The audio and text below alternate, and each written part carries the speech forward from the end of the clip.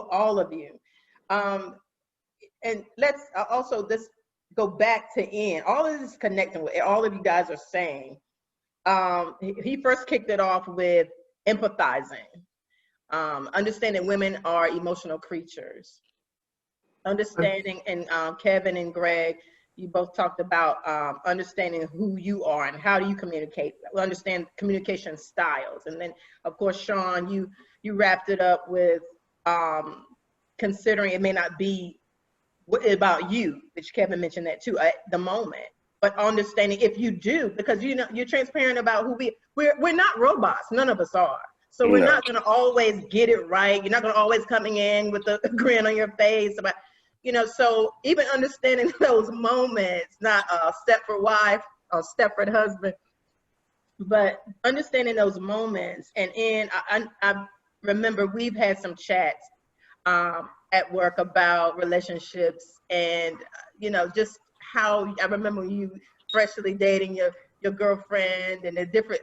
was it the shelf argument? Yeah, That was well, hilarious. Technically that's still going on. The other, we were talking about the other day, actually. Yeah.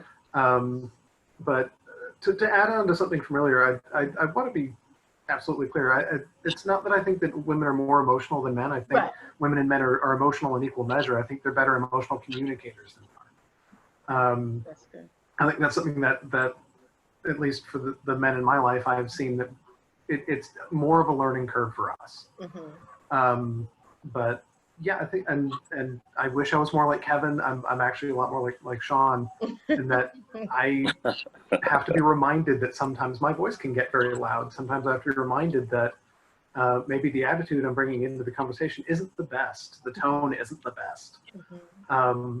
But Melanie, you and I have talked about this too, sort of that background of doing improvisation and stage acting and things like that. Is a lot of the core of that is a very human experience of, you will typically get out of a conversation what you put into it. You'll get out of the relationship what you put into it. So that emotional investment has to come from those positive places.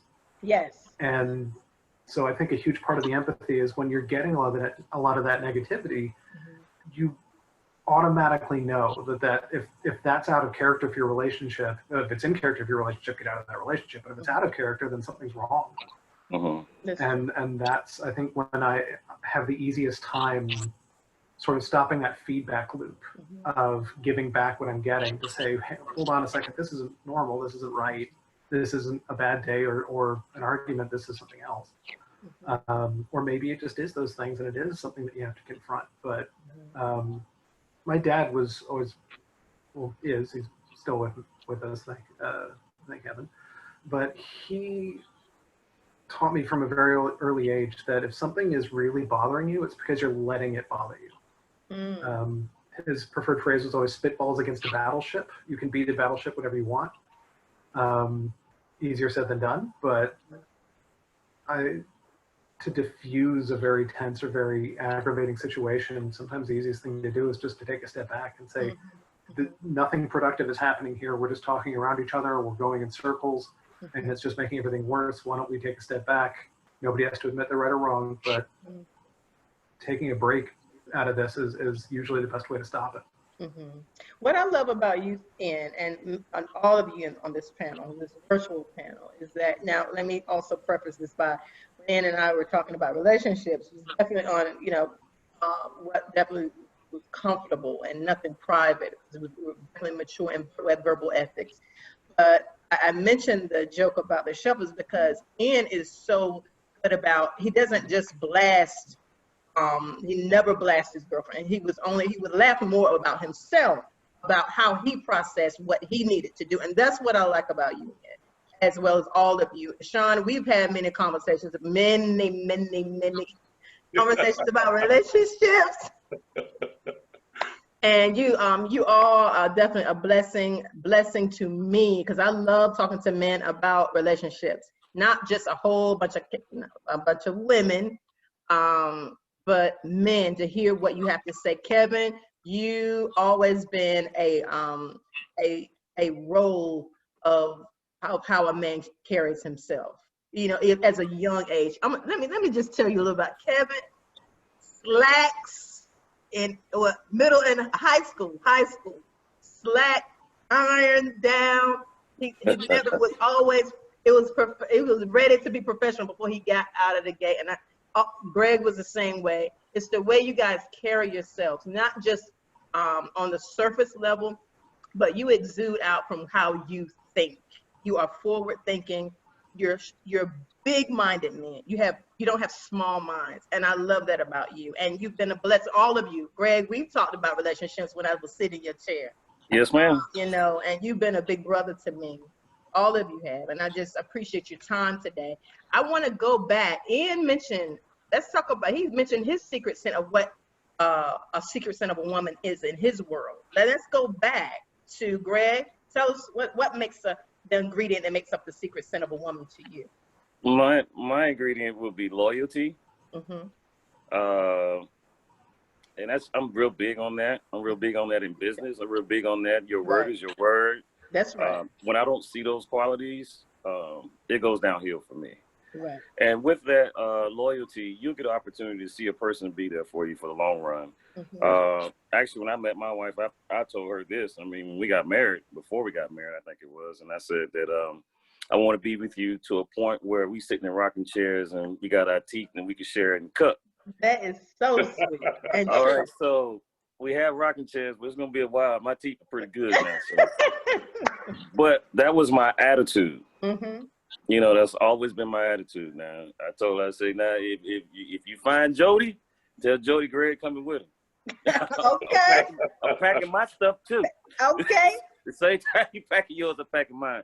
So the attitude was just going to be longevity. Mm-hmm. So loyalty for me and steadfast is very important. Those are some qualities that I saw in my wife, and that's why I married her. She's always showed that loyalty. Mm-hmm. Through college. She never really changed. She's just always been there, steadfast. Whatever needs to be done, we get it done, and we get it done together as a team. Mm-hmm. And I think that quality of me it ranks really high. Yes, it does. And see, I would say this: Greg is not just talking; he walks it.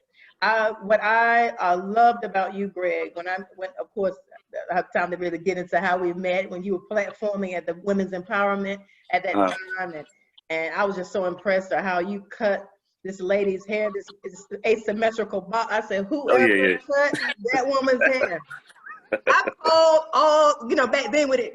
We just had the web back then. Yeah, that was green screen. That was green screen. Called out all around the salon until I found you, and I found them. What was the question? I said, and now, are you into healthy hair? You still laugh about that today. Yeah, I'm into healthy hair. And he is amazing stylist. But one thing I loved about Greg, he always, and I love this about men, because a lot of times women, even if they don't want men, they was like, oh, I bet I can get him, or I bet I can make his head turn. But you always respected and just doted on your wife. Yeah. Always in front of women. That's right. And that's what I love about you and respect about you, Greg. You always walk the walk. Yeah, that's I mean, because that your relationship with your wife or a female, whoever you're dating, is an impression of yourself. That's right. Whether that person doesn't act or respond, because I would never want to have someone that I cannot take home to my family or go on an event or go out of town with family and worry about being embarrassed. Mm-hmm. So you have to practice those things early in life, and that's what we've always been around our friends. I've never shunned her in that manner. You know, it makes you look more of a man. You know, if you're not doing that. How you're treating her, because we talk about leadership, and we're not going to get into the positions, which is actually a calling of being a leader, but also you're leading a relationship on how for it to be a successful. So, but not to put the whole responsibility on you, man. That's not what I'm saying. But I love the fact how you all have touched on how she can communicate back, but also we attract what we are in a sense. It goes. I'm not saying that we could be good, we can be holy, we can be productive, we can be positive, but it can be some old overnight bag or suitcase set. You know, it can be something deep within that is triggering.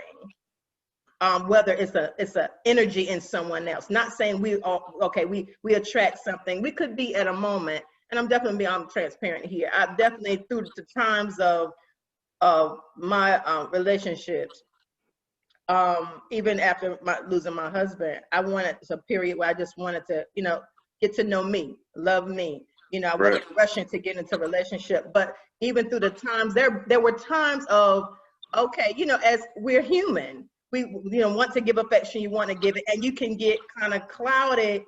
Your mind can get a little clouded because the energy, you're interested in having some maybe affection at the time, but you're not even, okay, then you're with this person because, not promiscuous.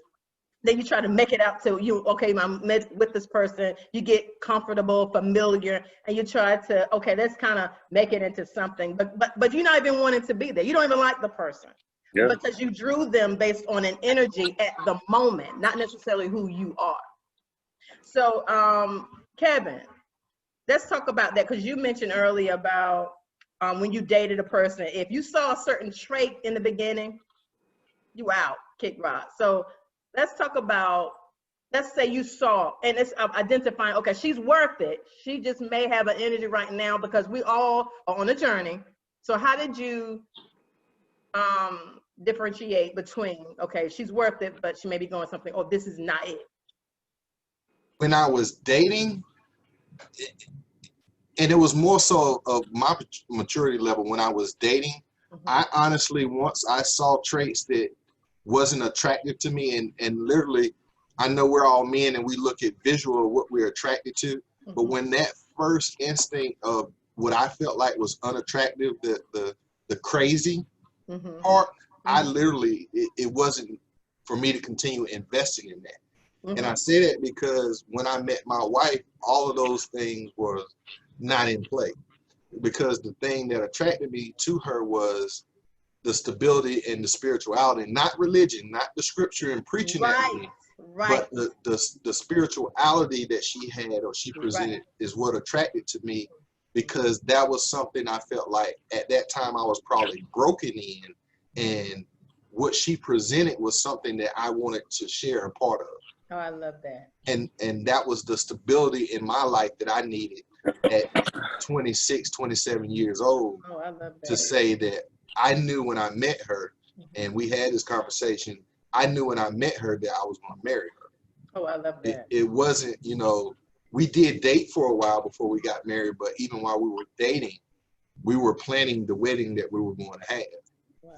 But it was that spirituality that I saw in her is really what grounded me, because I was so accustomed to making changes really, really fast.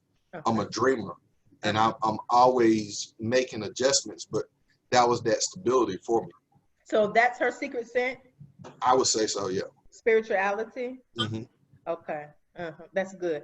And I like the fact that you were ready, you were mature enough to look, forward then for that moment, because we can, and it's a myth that men can be in the moment, think in the moment, but I like the fact that you guys have a deeper sense to think ahead, when you're definitely thinking about someone to do life with. That's the difference. I don't care how sweet. And Kevin, may I say, I guess you weren't looking for a church member.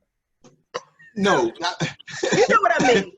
Yeah, I got it perfect. Like, we grew up in church, and that was like our social club, and literally you either knew someone from school or you knew them from Sunday school and church, and that was literally your sphere of influence on who you were likely to end up in a relationship. And I knew, and we kind of came from the same background, although I am a very spiritual person, I believe in religion, that I didn't want someone constantly pounding religion. I'm more about spirituality and the balance in life. Right. Then this is the hardcore path that we have to be on. Yeah, bro. I mean, we in church, people have that mentality in church, but no power, nothing changing within your life, no fruit. Right. Yeah, so I know you weren't looking for just a church member, is what I'm saying. So you would say spirituality. Greg, you said loyalty. Sean, what's that secret scent for you in your world? Oh, it would have to be respect and honor. Mm-hmm. Yes, ma'am. One of the biggest reasons why I say respect is because if there's a lack of respect, I lose respect, so to say. Mm-hmm. So when a woman shows a man respect, she shows him honor on behalf of that respect. Mm-hmm. She'll listen to him. She'll be patient when dealing with him. She won't badmouth him in front of other individuals. Right. That's right. And also, equally as important, as a man, I honor my wife by respecting her. And I'm gonna kind of piggyback off of what Ian was saying. When I talk about my situation when I deal with my wife, if I have a hard problem, I always put myself on a pedestal. I don't, well, not on that pedestal, but I talk about myself, not about my wife. I never want anybody to see her in a negative light, and she does me the same. But that whole respect piece, I mean, it can take me from point A to point Z. Yes. If you don't have respect for me, we can't be in a relationship together. Yes, and that's basic civilization. Basic, you would think. But what I've also learned, this is from my perspective and my experiences, I had to learn, regardless of whether a person is educated, whether a person has had a similar background, you have to see them from how they think. Sometimes because we think we at a mature state, or when we're making moves, we think people can think the same way. But you have to kind of think from which mindset are they coming from, and share some light on that. I think, yeah, a big part of that is learning how other people approach things. Going off of a part of the group conversation from very early on was definitely the way that other people in general would want to do things might not be the way I would want to do things, or the way that they would solve a problem is the way I would want to solve a problem. And there is whether we want it to be there or not, there is that little bit of ego in there saying, hey, you've got the best way of doing this. You might want to help other people out by showing them your best way. And you have to kind of go, well, hold on. Who's to say that my way is the best and that their way won't work? Because, I mean, there are so many different people and different ways of communicating, different ways of solving problems that I think, what's the classic test? If you come up across the locked door, you can bash it down, look for a key, or knock.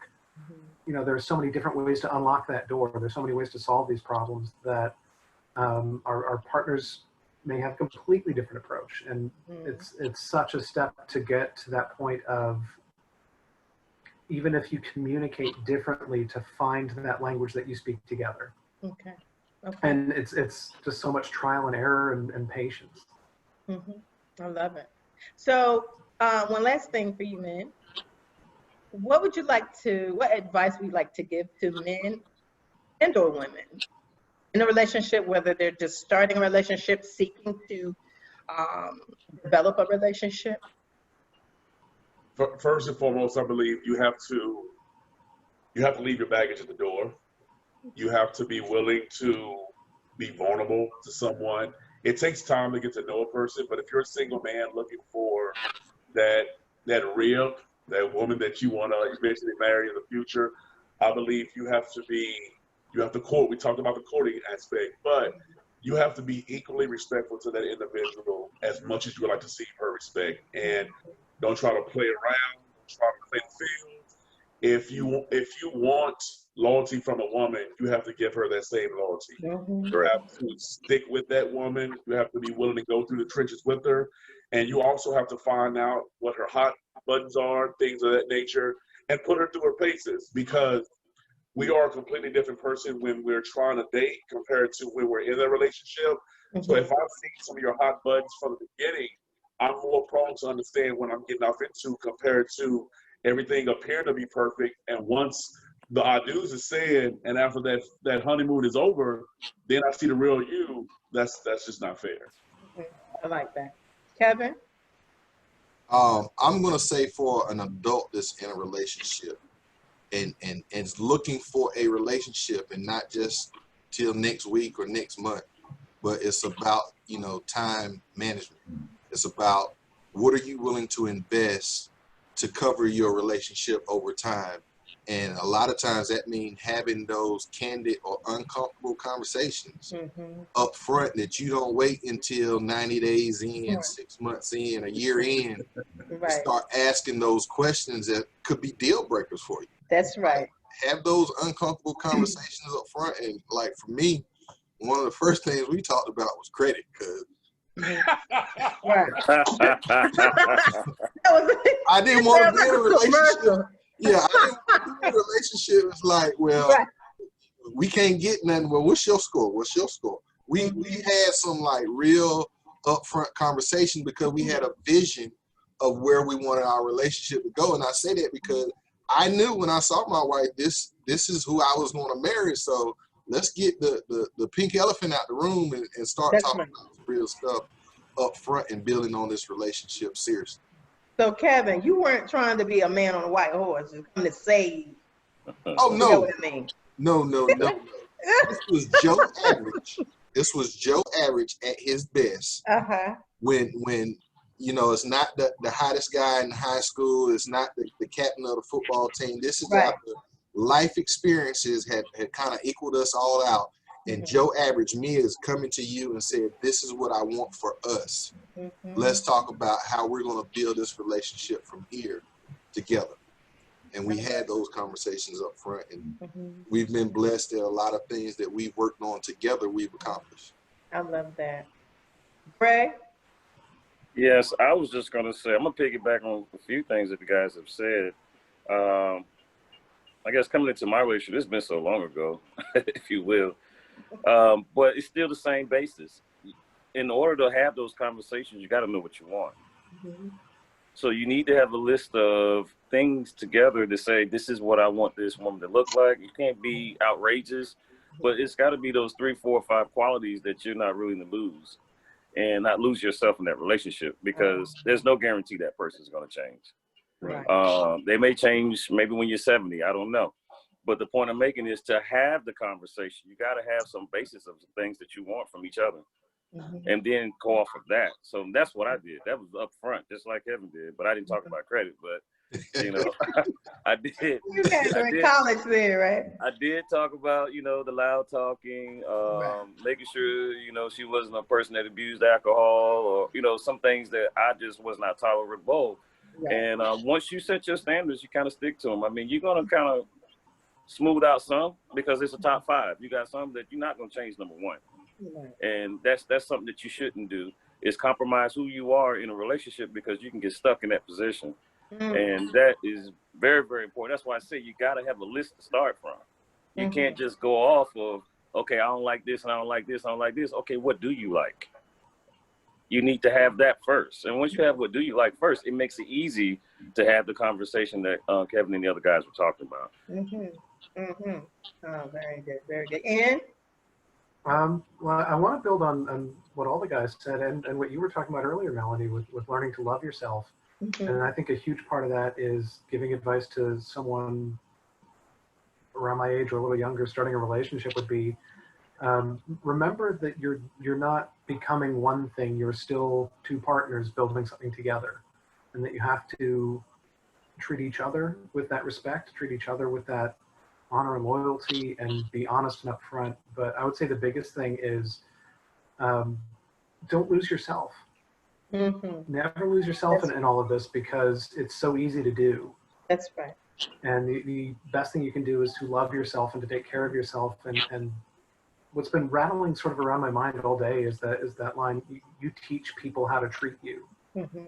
So I think that's sort of the other side of the coin of, you know, treat people the way you would want to be treated, treat your romantic partner relationship the way you want to be treated, is also treat yourself how you want to be treated, because it's very easy to lose track of that. You do.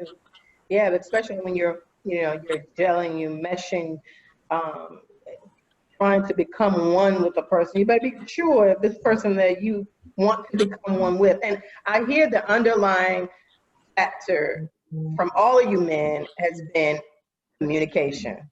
That's a big thing, how to communicate. And I wish we don't have time, but I wish we can get into another conversation about verbal ethics, how you men feel about that mouth. Uh-oh. And us women. I wish we More could of get into this. that. That's very juicy.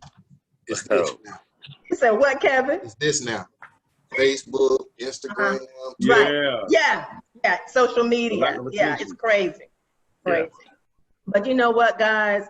Thank you so much for sharing, being transparent, and sharing your experiences so that we can also help everyone, each other. And as we're all on a journey, and I think we are allowing ourselves, even in a relationship where we think, okay, this is what, you, and this is what I want you to, but how, Kevin, like you said, when you were seeking out, when you met her, what are you going to bring to, I share with my younger cousins and who are men, always, since they were very little, find someone who's also going to bring something to the table too, not just looking for Don't come you. to the cookout and you ain't brought nothing. You ain't getting nothing. Yeah. Same rule applies. That's the indication, huh? That's the indication. But thank you so much, guys. Thank you so much.